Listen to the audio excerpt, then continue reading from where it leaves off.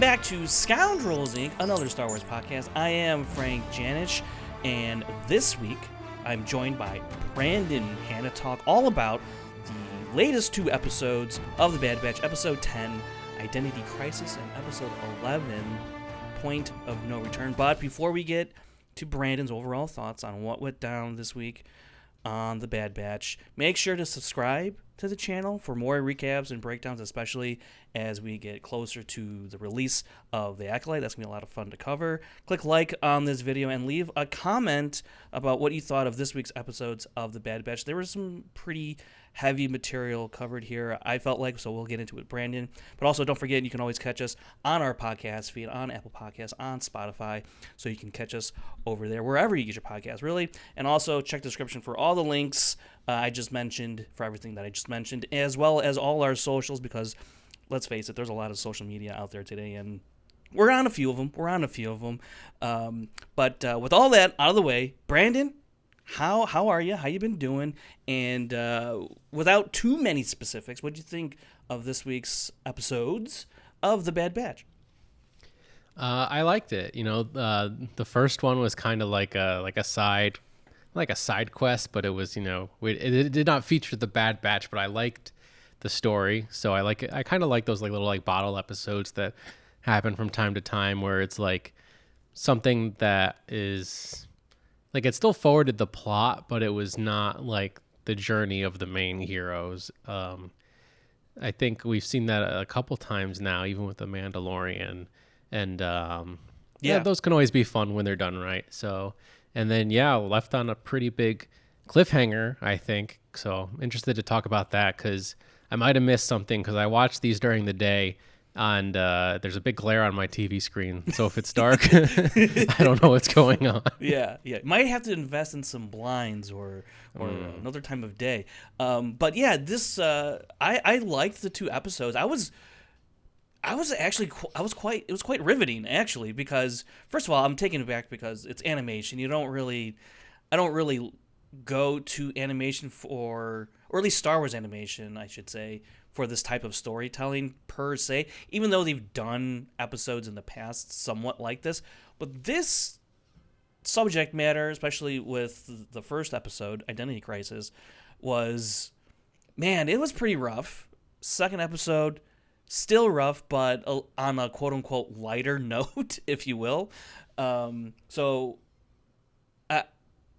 what? I watched these pretty early in the morning, because I went on Twitter and I was seeing some people being like, oh my gosh, blah, blah, blah. I was like, okay, I got to stop. I don't want to ruin the episodes for me, so I went and watched them back to back. And you know what was great, actually, is I'm watching it through my Apple TV, the Disney Plus, and if you have an Apple TV and you have AirPods, you can connect your AirPods to the Apple TV so you can get the sound directly into your AirPods, obviously. And I got to tell you, right off the bat, just hearing the sound just like surrounding me, because the AirPods these days are pretty freaking good, and the sound quality is great. And so hearing all the sound effects, and not to mention, I don't know, I think I was able to appreciate, I always love a good Kiner score in Star Wars, but I think I was able to appreciate this week's episodes on another level, because they were like directly in my ears. It sounded phenomenal, and the Kiners just have a way, especially when we're on Tantus, as we've seen earlier in the season, of setting the tone, setting the mood of how eerie and cold and dark and lifeless Tantus can be. And I think the score was just as important as any of the storytelling that was going on in these episodes, because, man, the Kiners really just bring these episodes to another level, not even in a distracting way where it's like, hey, look how good my music is. It's just servicing the story in a way that elevates the whole episode. I don't know, were you able to listen to the score with all the glare coming off that TV, Brandon? Yeah, actually, the second episode, I believe it's on Pabu, right, is the name of that planet. When the Empire shows up there, I noticed the score was very sequel trilogy-esque to me. I was getting major First Order vibes, the way the Empire just strolled in and took over. It felt like what was I should know the names of these planets. Oh my god. It's okay. There's a billion of them. Yeah, Kajimi from The Kajimi. Rise of Skywalker. When it felt very much like that, the way the stormtroopers were like walking Oh, around, kicking yeah. people out of their homes, looking for not Rey but Omega. And yeah, no, I kind of dug it, even though like I'm sure people were like, "Well, it's the Empire. It should be the Imperial March." I'm like, I don't know. It gave me the vibes that I needed. So The music was good enough where I wasn't like, give me the Imperial. I never think about original trilogy music or any music from the movies where I'm like, how come it's not in Bad Batch? Because the Kiners, over the years, going back, through Clone Wars and Rebels and Ahsoka and Bad Batch, they just really know how to work with the material and elevate it in a way that it's always a joy to watch and listen to these episodes. So I think I say it almost every other week when we're doing these recaps how much I praise the music, because also, by the way, I think they also just released the first half or the first quarter of the season of the score for the Bad Batch. So if you love the music as much as I do, you can go ahead and find that probably on any of your streaming services or whatnot. So, yeah, with that out of the way, or that being said, rather, let's get into really this. You were talking about it, Brandon. It was more of kind of like a day in the life of Emerie, and now that she's in Project Necromancer, this was it was an interesting POV to follow for this episode. And they've done it a couple times, where it's just, I think the first 2 episodes of the season, you just follow the Batch. Now you just follow Omega and Crosshair, but this time we're just following Emerie and her being quote unquote promoted to Project Necromancer. Brandon, what was your thoughts on when we first got into the facility? Because we've seen Sidious and Hemlock walk through the laser gates, but we didn't see what was on the other side. What did you think about what we finally was revealed when we were on the other side? yeah, I was a little surprised. I was expecting just like a bunch of like giant test tubes with like clone Palpatines and Snokes floating around or something.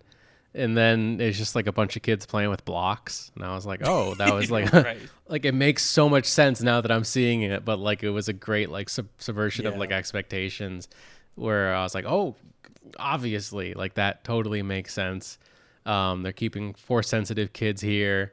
And the security is like so tight because like they could use the Force, like they're just kids, but like they could use the Force to escape pretty easily. I wonder how much they're tapped into the Force though at this stage, because I don't think very much yet. Yeah, but also, we've seen in the past, like if a kid is emotional enough, he really wants to try to escape, like they could unlock something in them. And then these are kids with high M counts, so they are kids where the Force comes very naturally to them. They don't have to work for it as much. So you never know. But now I'm just trying to picture like Palpatine walking in there like a few episodes ago. Right. Being like, hey kids, how's it going? I'm the Emperor. Don't look me in the face. I'm quite ugly. Yeah, like it's a great point. What was that like for Sidious? It's just, what was he in there like tossing paper towels to the kids? Like it was.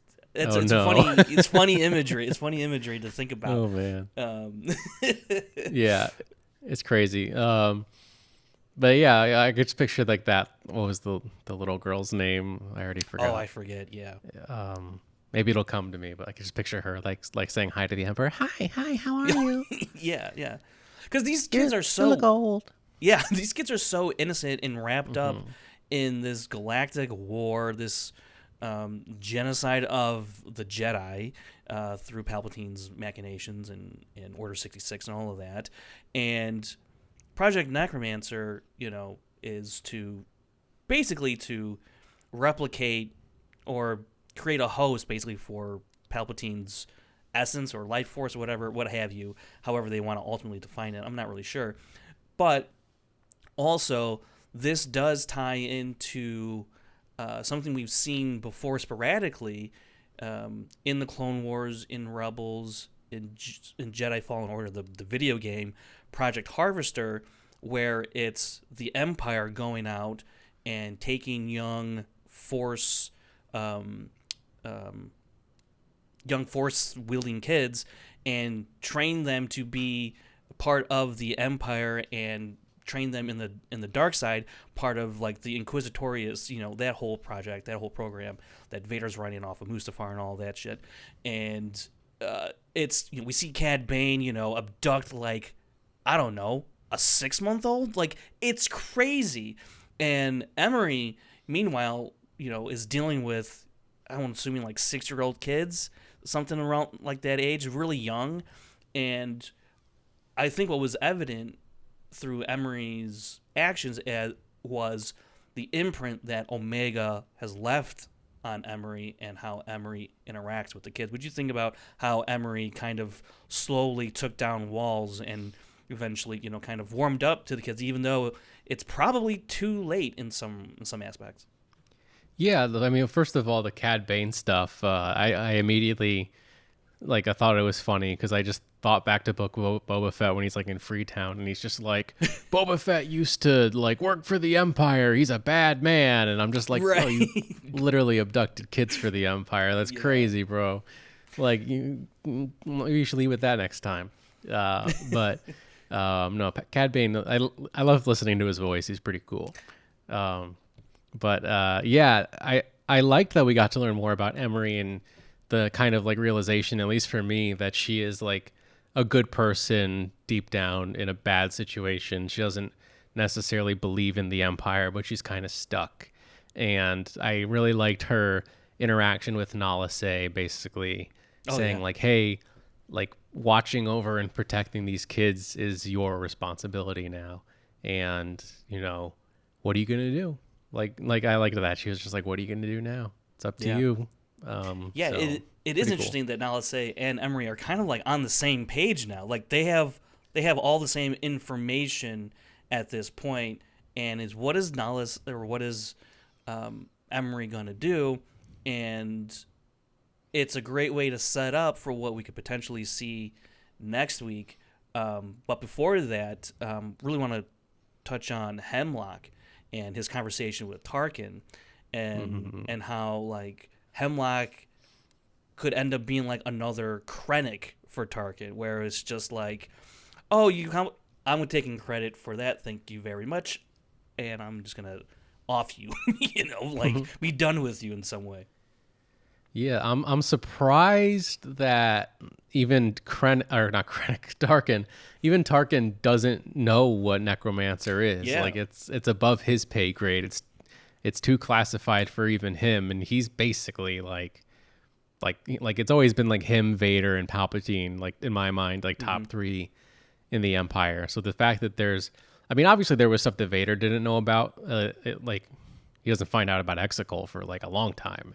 He's literally a Sith, but Tarkin not knowing like stuff that directly has to do with like Imperial like funding and where it's going was surprising. Yeah, but it's a classic Tarkin thing to do, where even though he's not even allowed to know what this stuff is, he's still making threats and saying like, you better hope whatever you're doing works, otherwise like you're in trouble. And the funding getting taken away is going to be the least of your problems. Right. And, Tarkin's not wrong, too, because he's like, if Hemlock's like, this is very special to the Emperor, Tarkin knows, well, then you better freaking deliver. Otherwise, it's donezo for you.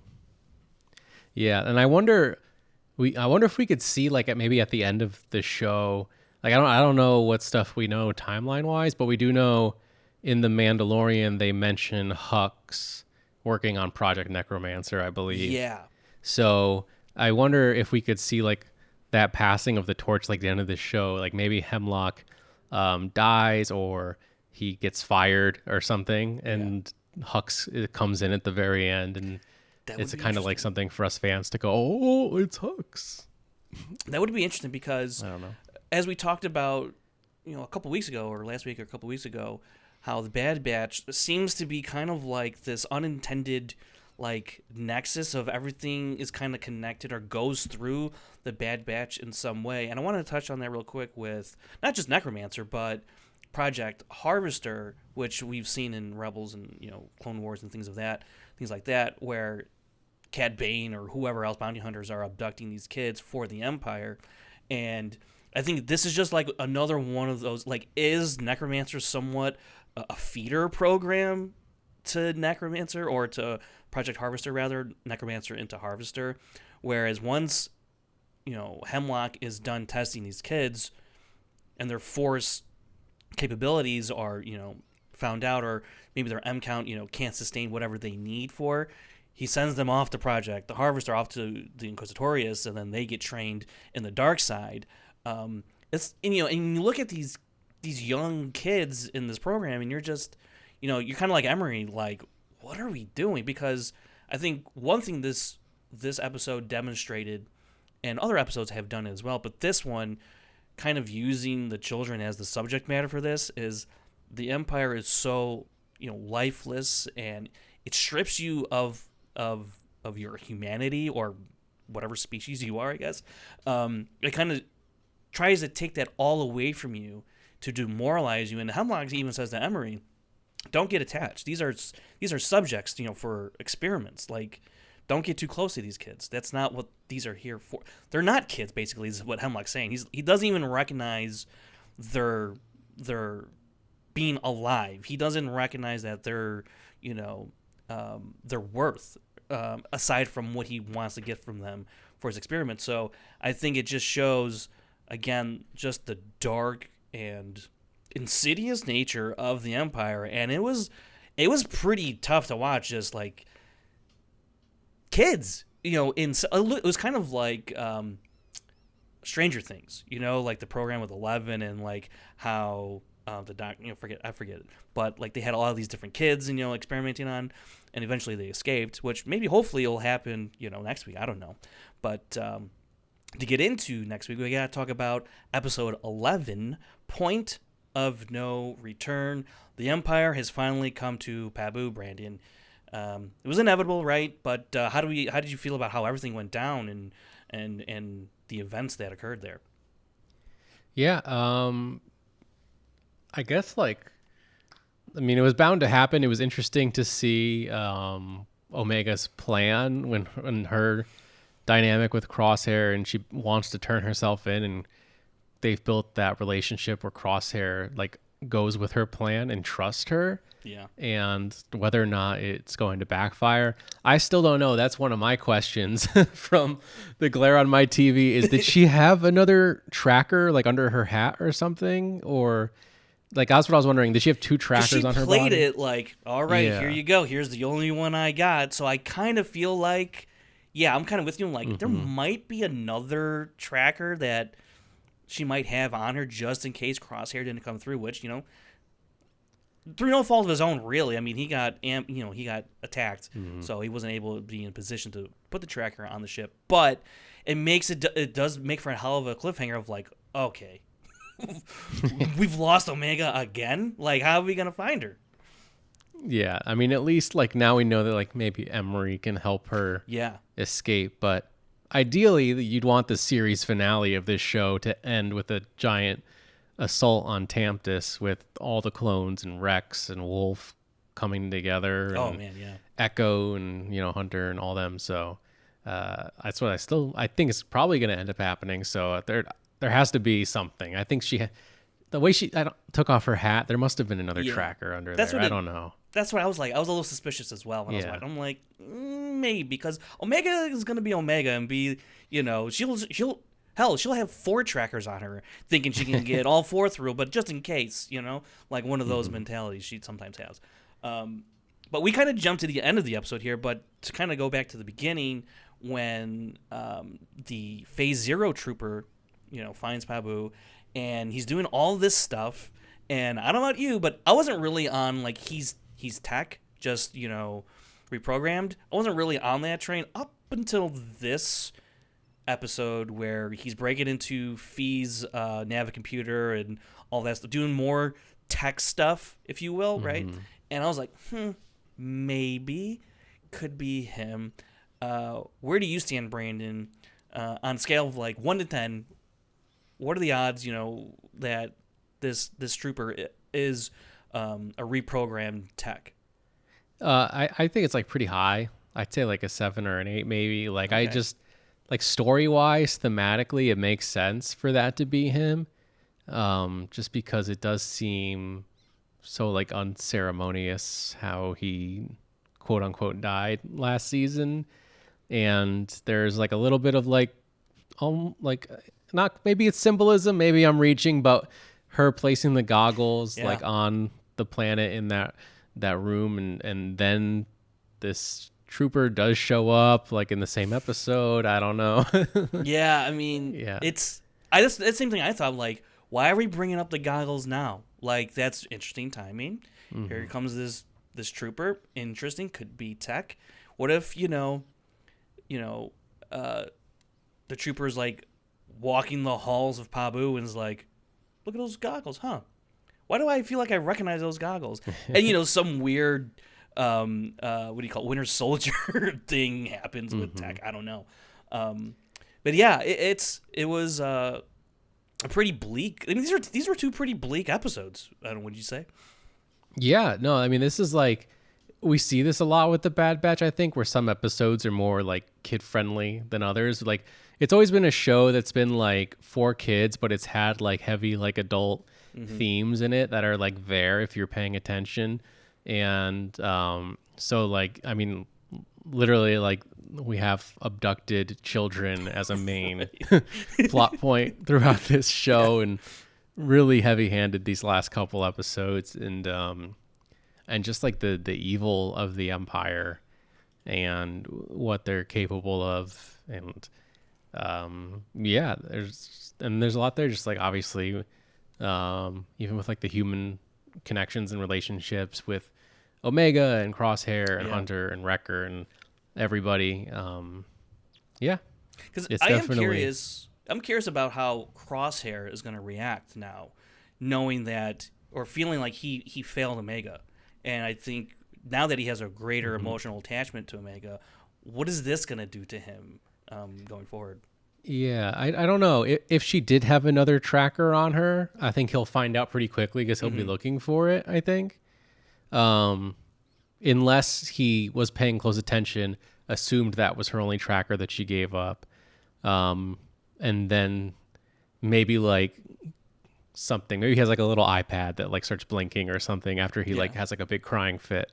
And he goes, wait a minute, why is the iPad blinking? Omega, she had another tracker. But then there's definitely going to be, I think, Hunter's not going to be happy. He's going to be pretty upset. Like, why did you listen to Omega? Why did you let her do that? Also Wrecker just out cold. Like, that sucks. Like, Yeah. Oh man. But yeah, it's going to be interesting. The maturity on Omega, I think, is really interesting, and like, she's definitely a rebel. She cares about the cause, and she's like, hey, like, not only will me turning myself in save the people of this planet that we love so much, but also it gives Rex and Echo a chance to actually seize Mount Tantus and free the other clones, which is our like main objective right now as clones, in this. And maybe Echo and Rex have found Tantus. Maybe they have. And so, like, again, this could be another way for Crosshair to be, quote unquote, off the hook of not attaching that tracker. So there could be a couple different ways we could have the final episodes taking place on Tantus, surrounding Tantus, what have you. It's, man, I like, this show has really, really grown on me over the past couple of seasons. First season, I was like, I don't know. Second season, I was like, dang, all right. This season, I was like all in. I was like, where are we going with this? And to know it's a final season and the subject matter that they're touching on in terms of, liberating clones and now potentially, force-sensitive children getting involved, which got me really thinking of, like, okay, let's see if you, Brandon, how you feel about my idea here or theory. Because we've been talking about what's going to happen about Omega and the end of the series and what's going to happen with the Bad Batch and all that. And now that we got this other nugget of that Hemlock actually has other Force-sensitive kids, this kind of mission that Omega's been on, the Bad Batch has been to kind of like liberate the clones from Tantus and the slavery, if you want to call it, you can call it slavery from the Empire, and all the experimentation they're doing on the clones. And it's kind of been like their mission to rescue their fellow brothers and sisters of clones. Let's say they accomplish that some way, somehow, by the season finale. But I feel like there's going to be another sacrifice. Right now, Omega has done the first sacrifice. She's surrendered. She's sacrificed herself to surrender to find Tantus. I feel like someone else in the Bad Batch, and people have brought this up, I don't think it was you or even Kevin, Crosshair, he might feel like he has to, make a sacrifice at some point as well, and he could bite it. Wrecker and Hunter could also, bite it in order to save Omega. I mean, these guys would risk their lives, give their lives for Omega at this point. And then it ties into, well, now that they've accomplished their mission, liberated the clones, and freed them from Tantus, what happens with Omega? Well, we did just talk about Asajj Ventress last week, the potentiality of the Path and a new animated series. She freed the clones, helped, rescue the clones. Maybe it's time for her, as someone who is Force sensitive, to help rescue other Force-sensitive kids from the Empire, from the Inquisitorius, and that could be a whole nother thing with the Path. And so that's kind of where my mind went after I was like, oh boy, we're bringing in other Force-sensitive kids. It just, I'm trying to connect dots and thread the needle here. What do you think, Brandon? Yeah, no, I agree. I immediately thought about the Path once I saw those kids in the vault.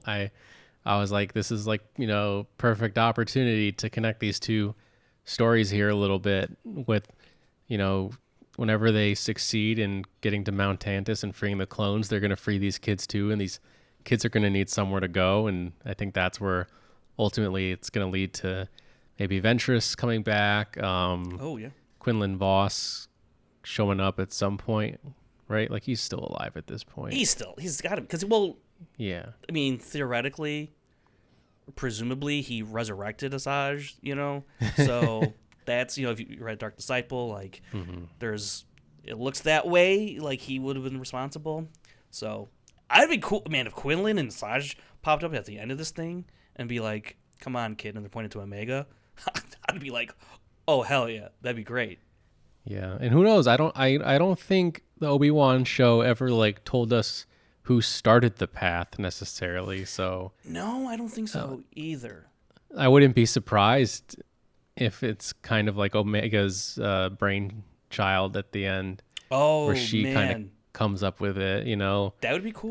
Because this whole time it's about looking out for the clones, looking out for your brothers, and then once she realizes that she has something in common with all these other kids, she's gonna want to look out for them the same way she did her other clones. So I don't know. Yeah, because I think that's one of the biggest takeaways. I think the takeaway from the Bad Batch with Omega specifically is her. Sure, she may be naive, but she's also has a good spirit about her, and she leaves an imprint on everyone she interacts with.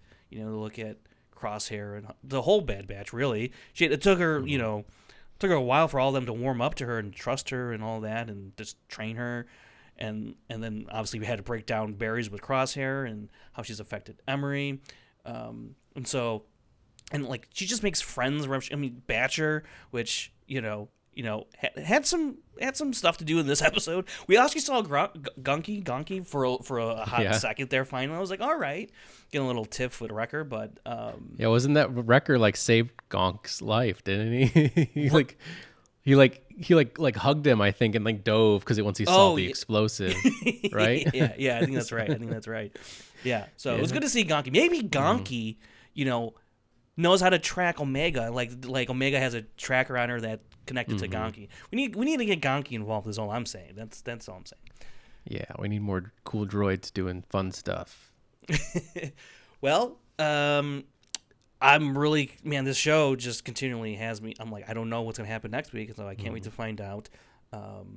It's been a great season so far. I really, I think aside from the episode Kevin liked to call filler, which was a couple weeks ago, whatever, man. But it's been a great season. it's gonna be, man, how they wrap this up. I'm so curious. But I think that's really gonna do it for these episodes. Unless you have anything else you want to add, real quick, Brandon. No, just that I agree with you about the show just getting better and better. I think season 1 was a little tough for me. Like after the like first few episodes, that really did a great job of like world building and setting everything up with the clones, like post the fall of the Republic.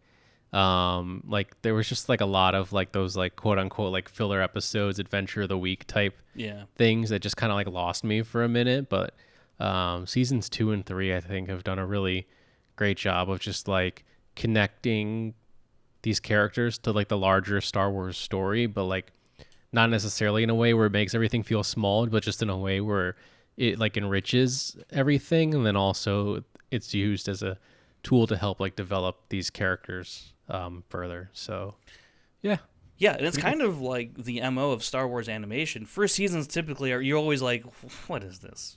And then, you know, Clone Wars, Rebels, some people would be like, it's a little tough to get through. Okay, but like the second, third, fourth seasons, fifth, sixth, seventh seasons, you're just like, the show is amazing, you know. And it's really always that first season people are like, I don't know, we should know better by now about Star Wars animation. Well, I mean, I don't know if there's too many fans of Star Wars Resistance out there. Have you seen Resistance yet, Brandon? No, I have not. Yeah, I'm not gonna lie, it's a little, it is skewed way younger than these other shows. Mm-hmm. But there's some good stuff in there, especially if you like the sequels. Yeah, like and also I think with Resistance, it is interesting that it's like sequel era type animation, which was a new thing for sure, and still is like the only of its kind that we have right now. But when it comes to, even though the animation style with like Rebels is different, it still is similar enough where it feels connected. Mm-hmm. And of course, the tie-ins with like Ahsoka and all of that. Rebels does seem like a pretty strong continuation of Clone Wars, and Bad Batch is like a direct continuation of Clone Wars, just with characters we didn't get to spend a lot of time with. So Resistance is kind of like the odd one out, where it doesn't feel like a continuation of anything. The animation style is so different, and it's like set so far apart. But I don't know. I've heard good things. Yeah, I mean, if you want to turn off your brain and laugh at some wacky, silly stuff, it has a lot of that, but there's some good story beats in there that you go, oh man, this is pretty compelling stuff. Especially when you tie it to what's to come in The Force Awakens and thereon after. Mm-hmm. So there's a little bit of a tie in there too. So it makes it a little more interesting to watch, or enjoyable to watch, I guess you could say as well. But yeah, Star Wars animation has just been phenomenal, and Bad Batch, you know, really it started with that final season of Clone Wars, when they revamped that animation style, brought it into Bad Batch, and they've continued to build on it, because some shots in these episodes were just stunning. I was like, I would print this out, hang it on my wall, or make it my computer wallpaper or whatever. Just incredible. So I can't wait. And also Tales of the Jedi, you know, continuing with that animation style. So it seems like Star Wars has found their animation style for the most part. I know Visions is a lot different because it's pretty much everyone from around the world and all different types of animation styles. But man, I'm just really looking forward to more Star Wars animation. And if we get an Asajj, Omega, Quinlan Voss animated series, that's going to be really, really interesting, and I think really enjoyable to watch, especially with just how well they craft these episodes now, with the music, cinematography, the graphics, all that stuff. So, all right, I feel like I'm rambling and just giving praise upon praise, and which is nice and well deserved. But you know, we should wrap it up. We're gonna wrap it up here. Such a shill, Frank. Yeah, I am such a shill. You know, and you know what? That's okay. That's okay. Someone's got to do it. All right, that's gonna wrap it up for us this week. Don't forget, subscribe, like, and comment down below. I've been Frank Janish. That was Brandon Hanna. Thanks for watching. Thanks for listening, and we will see you next week. Scoundrel. Scoundrel. I like the sound of that.